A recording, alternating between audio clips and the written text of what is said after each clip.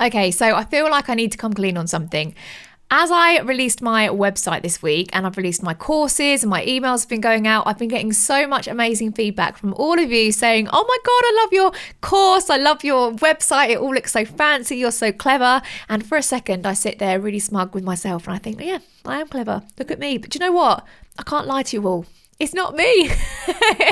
I mean, it is me, but basically I have found the platform of all platforms, which allows me to do absolutely everything to an amazing standard. It's all in one place and it's just so fancy, schmancy, bougie. And I'm just absolutely thrilled with it. So I need to tell you how I'm running my whole online business right now. And that is through a platform called Kajabi. So when I was thinking that I wanted to do my website and I wanted to do courses and emails and all of that, I started freaking out because I was looking at all of these different platforms. I was in some kind of 10-day free trial of all these different platforms and I was just freaking out that there was just so much to do and my mind was about to explode. So I started looking for somewhere that I could do everything under one roof. And that is where I found Kajabi. So I'm just obsessed with it. It's spelled Kajabi, and literally in the click of a finger I can switch from editing my website to sending out an email template to creating a course, and it's so easy. I'm not major techie. I'm a bit of a nerd, but I'm not major techie, so the fact that I can do this is incredible. So I wanted to give you the opportunity to have a go at it as well. If you are feeling like you want to have a bit more of an online presence, start building your email list, which is just incredible thing to do. It's so valuable, but also, create your own website.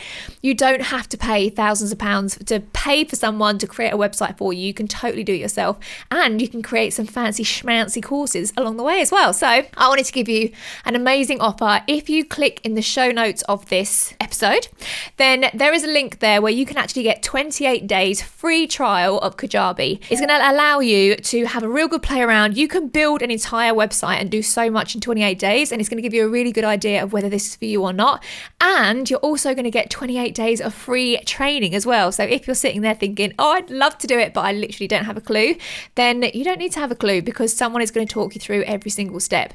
So click the link. If you aren't able to get that link, then go onto my website, which is carlymyers.com/myfaves. And those are all of the products that I recommend there.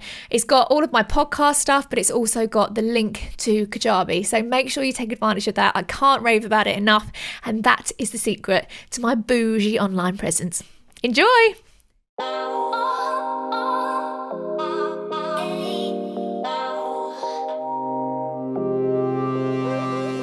Everything that's possible to any other person that you see that is successful is possible for you. The only difference is they believed it was possible.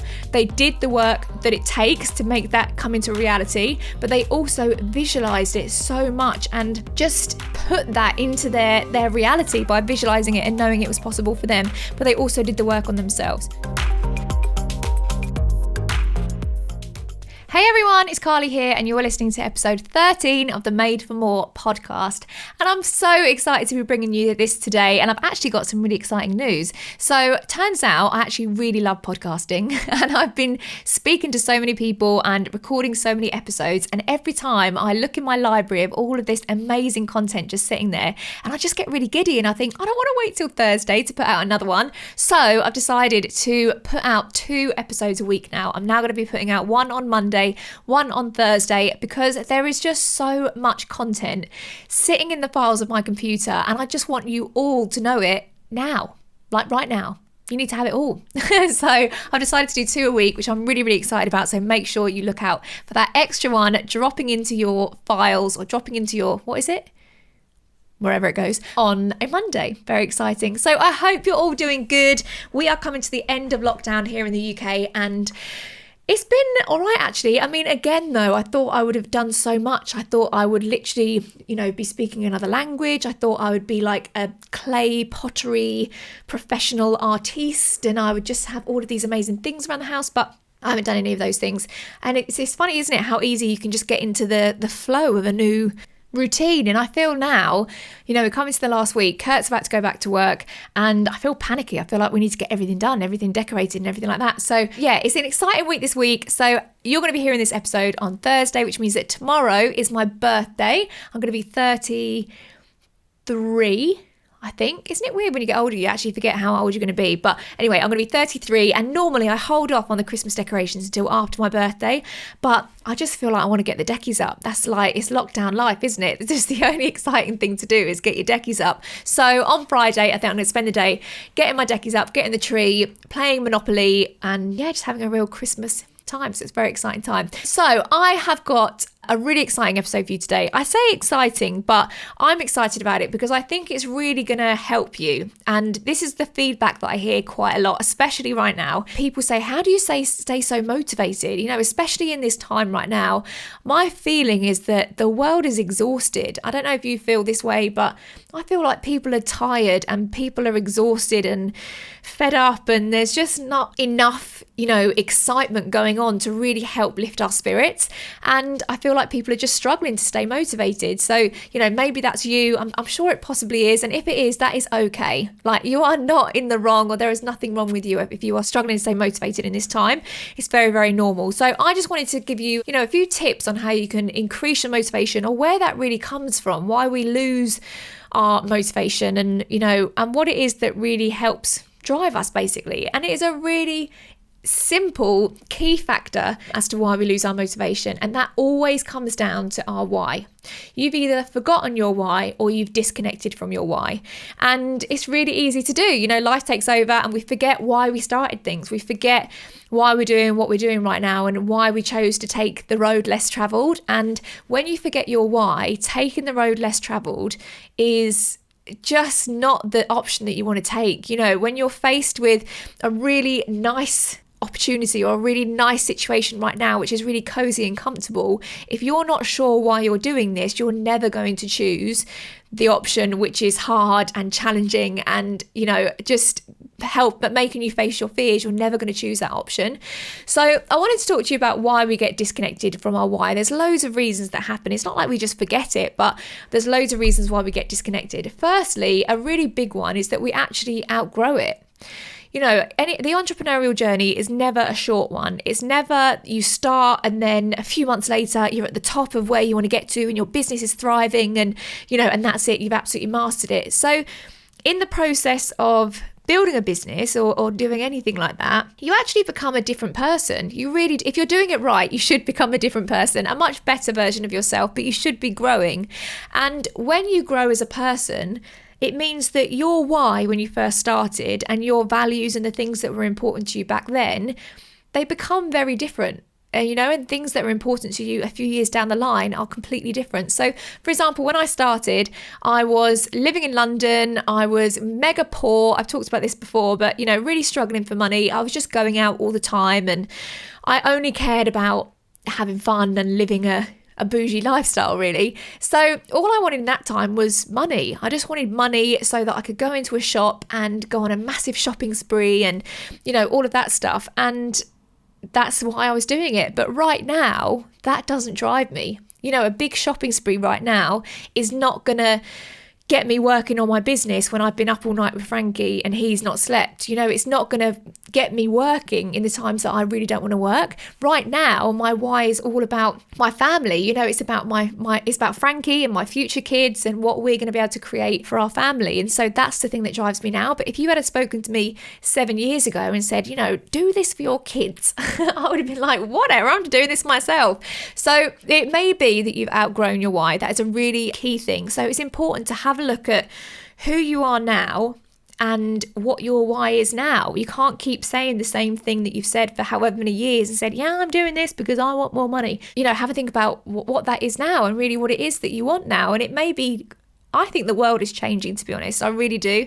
I feel like years ago, the episode, then there is a link there where you can actually get 28 days free trial of Kajabi. The idea of success and the idea of, like, you know, the pinnacle of what you can create was very materialistic. It was all, you know, like cars and houses and, you know, big things like that. And I feel like, I don't know if it's just in my world, but I do feel like a lot of people that I'm speaking to, people's ideas and people's values are changing. And actually it is about now. It is about time and feeling happy and feeling content and not stressing about money and finances and being able to, you know, retire your husband so that he's at home with you and he can spend more time with the kids. There's so many elements of it which are now very different, I think, to what we used to talk about years ago. So yeah, it's really important to reevaluate why you're doing this, and does what you want match the person that you are today.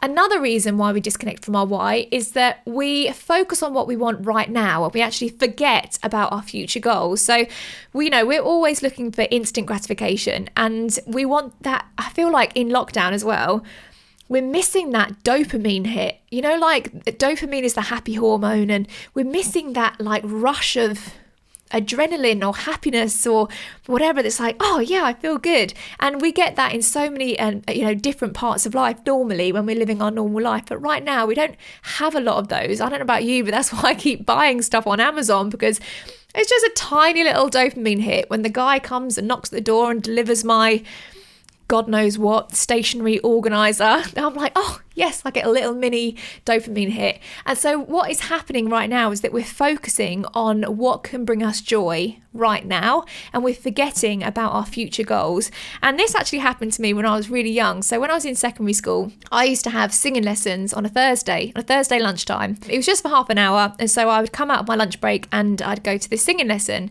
I don't know what it was about Thursday, but Thursdays just always turned out to be like the funnest lunch break. Loads of stuff happened. I feel like we were always, as me and my group of friends would be in some kind of crazy adventure, or something would be going on causing havoc somewhere, and then I would have to go off to my singing lesson. And I remember going back to my mum and saying, Mum, I don't want to do singing lessons anymore.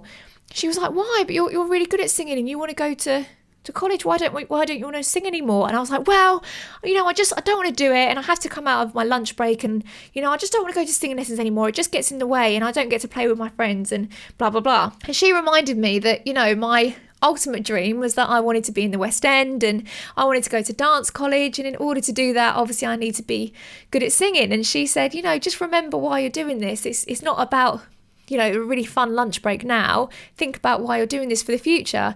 And so I carried on with my singing lessons, and that was so important. It's a big reason why I got into the college that I did, and I got the scholarship, and I've had the career that I did, because I kept on with those singing lessons. But in that moment, it's so easy to be like, I just want to chill with my friends now. I don't want to do that. So yeah, I'm very grateful that my mum kept me doing my singing lessons.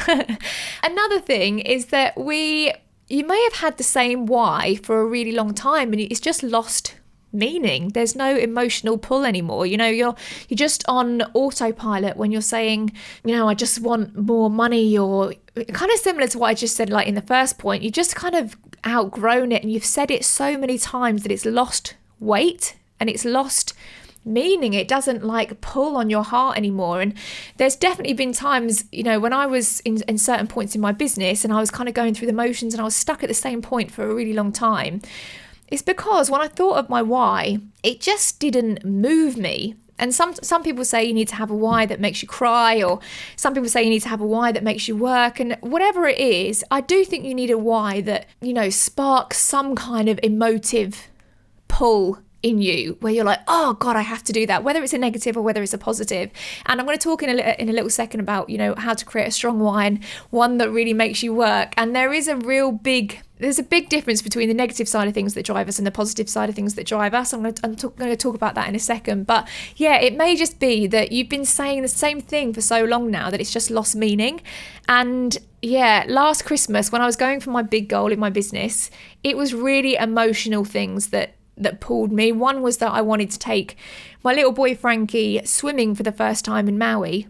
And when I thought of that moment, I could cry. I could literally cry, before I got to go. And I thought about how special that would feel. I genuinely, every time I thought about it, would cry.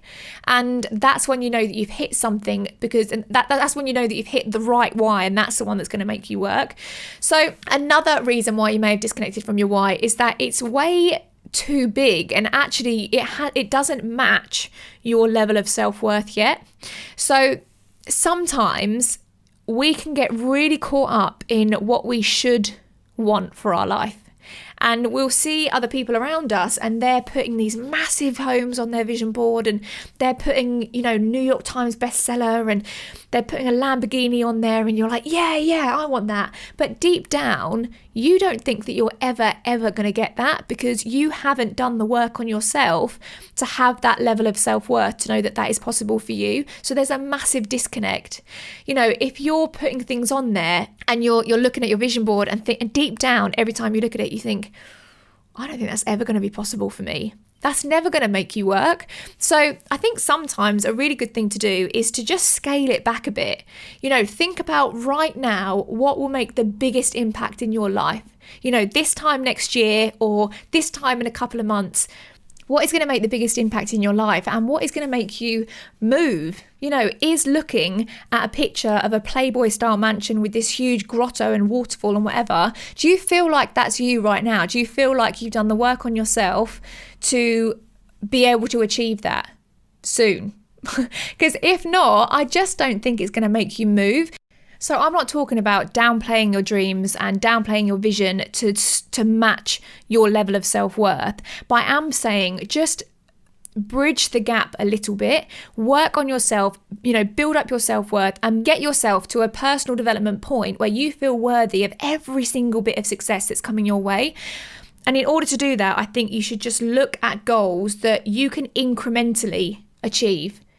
Keep pushing the boundaries. Definitely put things on your vision board that scare you and make you think, oh my God, imagine if I got that. That would be so good. Definitely do those things, but don't do it so far out of where you're at right now that you look at it and it makes you feel crap. Okay, so let's have a look at how you can create a strong why, one that really makes you work, one that's really kind of, going to make an impact and hit you in the gut when you think about it and you're like, oh God, yes, I need to make this work. So think about what you want, but also recognize what you don't want. As humans, we're actually really driven by negative influences. It's not that we want to focus on the negative, but sometimes focusing on what we don't want is actually a bigger driver for us than thinking about what we do want. And I feel like, lockdown has taught us some things. And I think about if this was to happen again next year, how would you want your life to be different? Would you like to be more financially stable? Would you like to be healthier? Would you like to have, healthier family around you? Would you like to be in a different work position where actually you can just spend more time with your kids? I think about, if this was to happen again, how would you want things to be different? And like I say, I don't want you to focus on the negative, but I do want you to understand the negative driver for some of your goals. So for example, I'll give you an example. For me, I used to walk to work. I had to walk through this really weird park. Oh God, it just freaked me out. I couldn't afford to, I worked in a shopping centre and I couldn't afford to drive my car and park it there because it was really expensive. So I used to walk through this really ropey park every night, and every time I'd be like, ooh, no one jump out the bushes. But anyway, every morning I'd walk to work and I hated it. I'm not really a morning person. I'd wake up every morning and just, try and think of a reason why I couldn't go. And just every day I would think, oh God, if I can just get my business to a certain level, I'm not going to have to do this anymore. And I would visualize myself going into that workplace and handing in my notice, because they all were really negative. They really doubted me, and no one really thought that I was, everyone just thought I was wasting my time, and I could hear them sniggering. And I just visualized myself going in and handing in my notice and being like, laters. And it was the best feeling ever. But it was a negative thing that was driving me because I hated going to work. And another thing was that every single Christmas, I hated that I had to buy really crap presents for my family because I didn't have any money. I love my family to bits. I love my friends to bits as well. And every year I'd see all this stuff that I wanted to buy them. And I like to think I'm quite a thoughtful person. And so, I hear something like, oh God, yeah, I could buy them this, or I could do this for them. And every year I couldn't afford to do any of it. And I remember once, I think I might have said this before, but I remember once I made my dad a tool belt out of a pair of jeans. Bless him. I went around his house the other day and he had it on, and he was doing some building stuff in the garden. He had it on. It just melted my heart. And I know that he probably is like, oh, my daughter made me this. It's so cute. But I mean, for God's sake, I was 28 and I made my dad a crap tool belt out of jeans. It was so crap. I felt so ashamed giving it to him because it was by no means any representation of, how much I valued him and how much I appreciated him. But that was a driver for me as well. And every Christmas would come around, I'd be like, right, I need to sort this out so that next year I can really show my appreciation by giving some really amazing gifts and some thoughtful things and being able to, take them on these amazing experiences. So that was a massive driver. And there's a really great way that you can focus on the negative by turning it into a positive. So, something like the negative driver for me going to work was I hated work, but you can't focus on the fact that you hate work because you're just going to attract more of that and manifest more of that. But I could focus on that feeling of giving my letter of resignation. That really excited me. That really, really drove me. So that's a really great way of finding the negative, not focusing on the negative, but using that to conjure up a positive goal that you can focus on and you can manifest. So that's one way to create a really good strong why. The other one is to have a short-term why, but also a long-term one. So this is what I mean about when I was talking about, the big ones are obviously sometimes a little bit way out of what we think is possible for us right now, and it doesn't always make us move. But if you focus on a short-term one, I'm talking like the end of the month or the end of this year. So, right now we've got 6 weeks or 5 or 6 weeks until the end of the year. What do you want to have achieved by the end of this year? And then maybe do like another 3 months after that. It could be that if you hit a certain milestone in your business in the next 6 weeks, it could mean that you could take you and your family to the zoo and you can pay for all of their tickets, you can have a really nice time, or whatever it is. Think about it. Could be that it means that you can buy a certain dress that you've had your eye on and you've absolutely loved it, and it means that you can really splash out in a couple of months and buy that dress for you. So have a short-term why, which leads me on to the next bit, which is to make it measurable.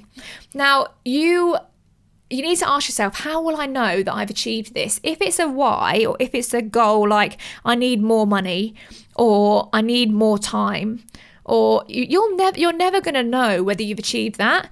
And this is really important because this happened to me a lot in my dancing career. I look back on it now and I realised how much I achieved, but at the time I was never satisfied. I never felt like I was achieving anything because I never made anything measurable. I never said, when I get to the West End, that's a huge achievement and I'm going to recognise that. Or, when I do a massive arena tour, that's a huge goal, I'm going to recognise that. I just always kept thinking, I want to be bigger, I want to do more, and I never recognised any of my successes.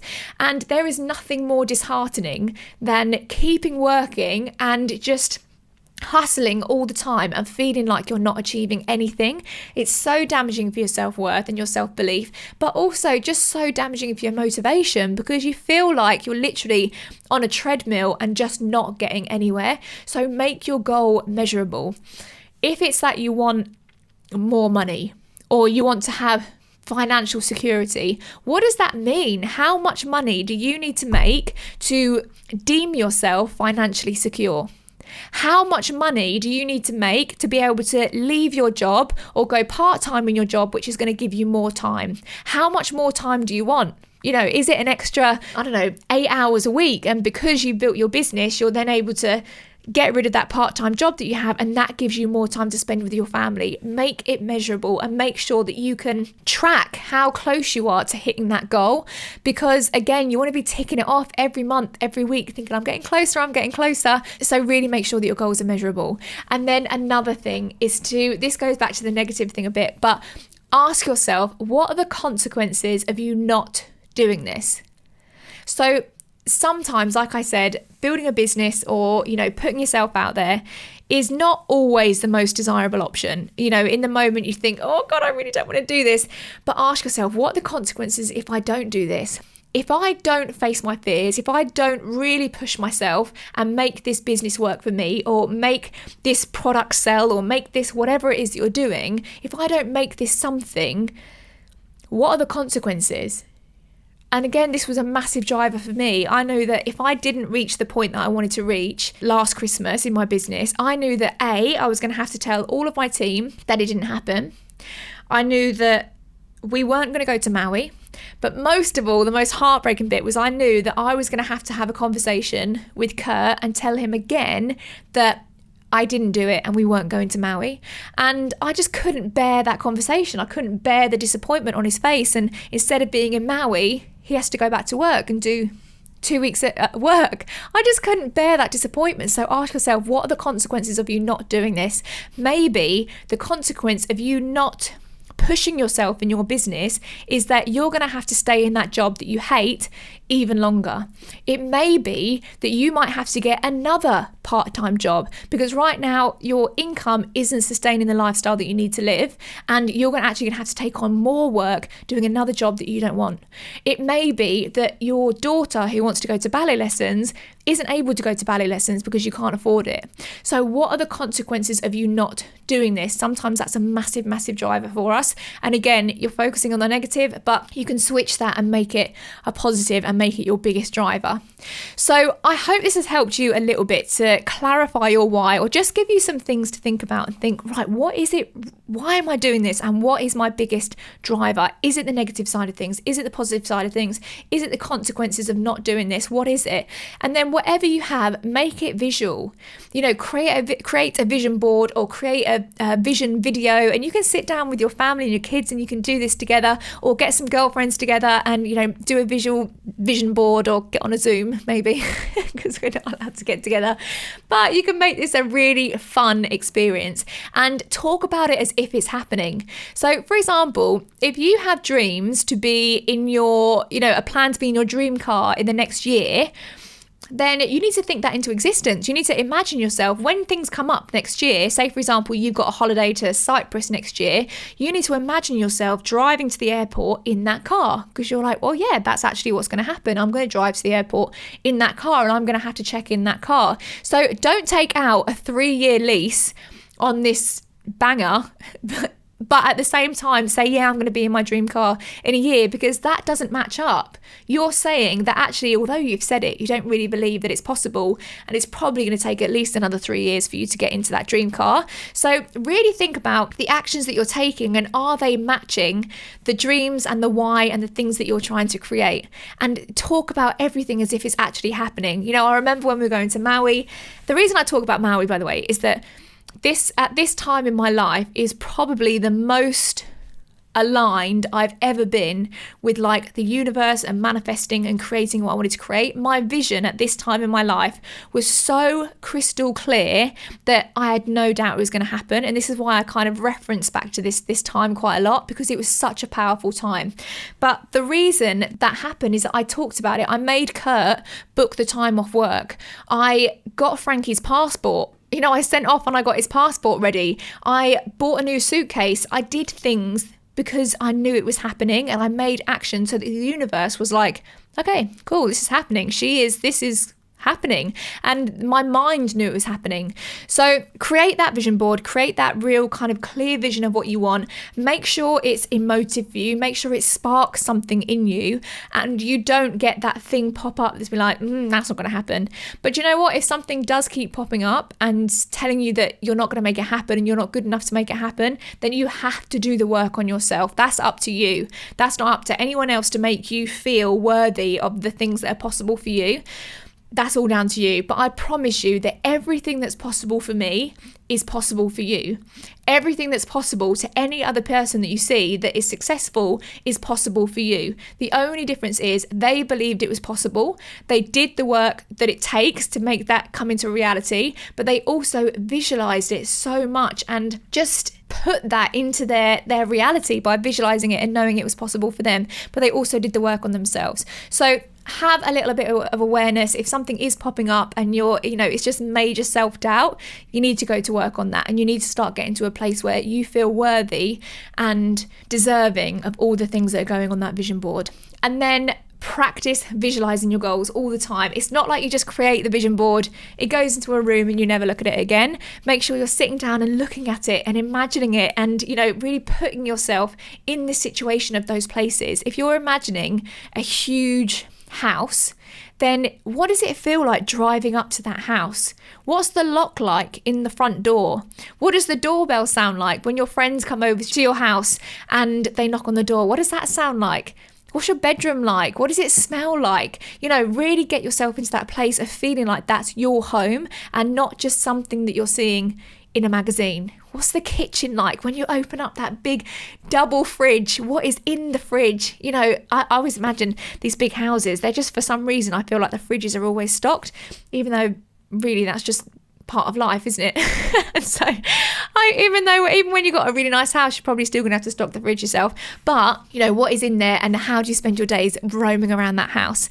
So lastly, the other thing I just want to leave you with is to remember, then, if someone else has done this, why not you? If someone else is living in that house that you want to live in, why not you? If someone else is driving the car, or if someone else is, you know, living that completely free financial life, then why not you? And always think that whenever you put a goal out there and you think, oh, that's not possible for me, just automatically go to, okay, who else has done this? Who else has achieved this? It's a really easy thing to do. And I've definitely found myself in this kind of like mindset sometimes, thinking, right, I want to write a book.